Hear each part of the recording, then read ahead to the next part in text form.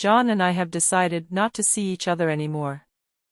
I am in love with the husband of my husband's affair partner, October 22, 2022. Hi again. This is not an update, since nothing new has happened in my life. But I've been feeling so down lately and my emotions are all over the place. Hopefully this post will help me sort out my feeling. I'm sorry if you find it confusing, but this is how I'm feeling right now. Confusion. Also, I'm sorry, but it's going to be a long and bumpy ride like my last one.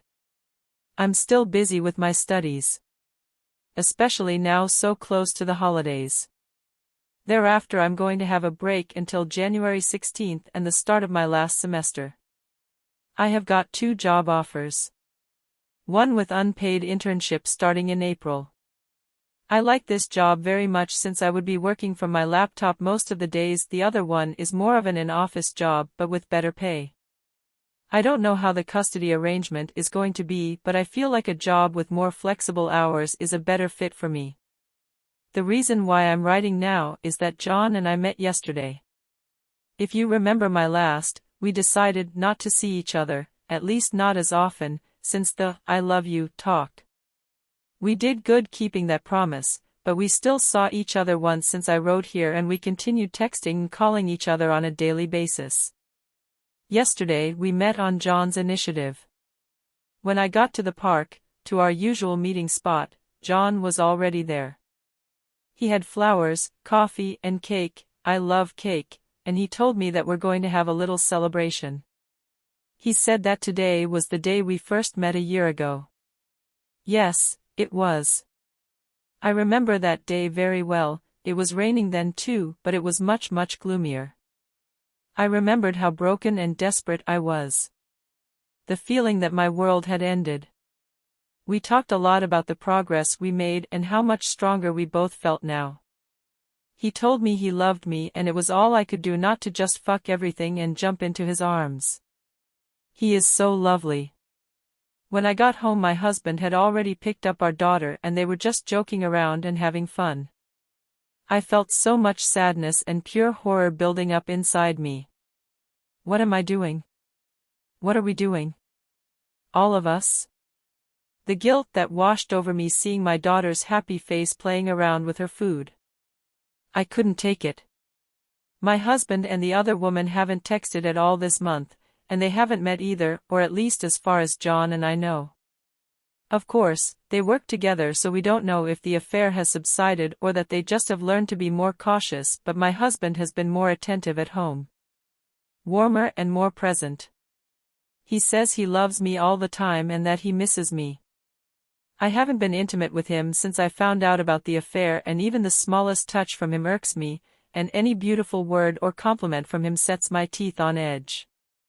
I just want to scream liar, and I feel like I'm cheating on John. Accepting my husband's affection and the disdain for myself becomes unbearable. Make this make sense.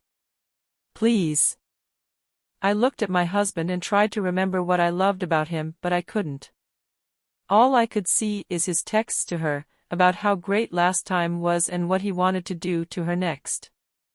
All the things he once said he wanted to do and did to me that made me feel so special.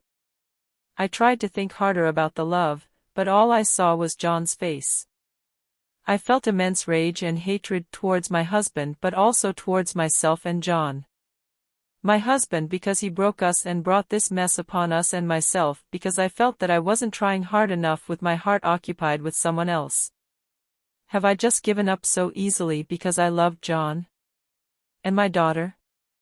She is the one who's going to pay the hard price of seeing her home break because Daddy is a selfish, greedy cheater and Mommy isn't trying hard enough to save her marriage when she is pining for another man. I couldn't control my feelings of anger and resentment and guilt, so I wrote John a long text telling him all this and more.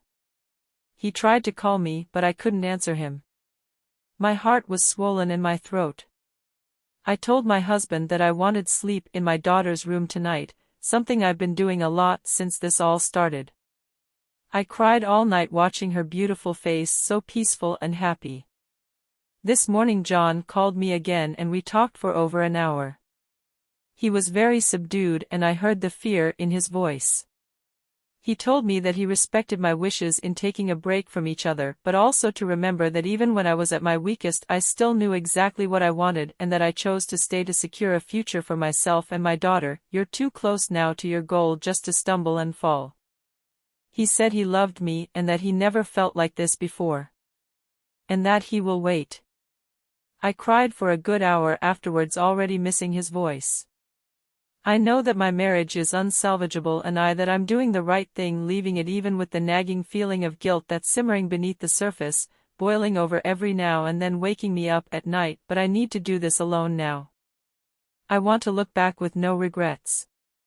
The guilt will probably never going to go away entirely, but at least it won't have John's face now he's not in the picture anymore.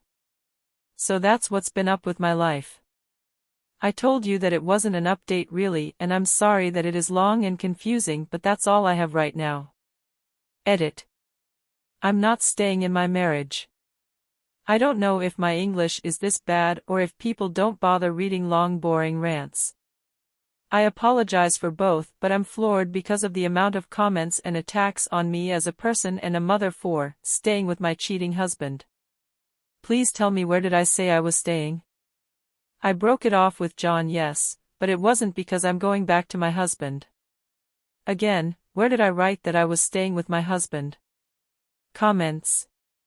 User 1. Please, don't stay in a doomed marriage for the sake of your daughter. You and your child deserve more than an illusion. User 2. Yeah, my mom cheated on my dad and they stayed together for the sake of their children. My entire childhood I wished that they would split up, and as an adult I still do. It's the same for my siblings. Kids hear and feel everything,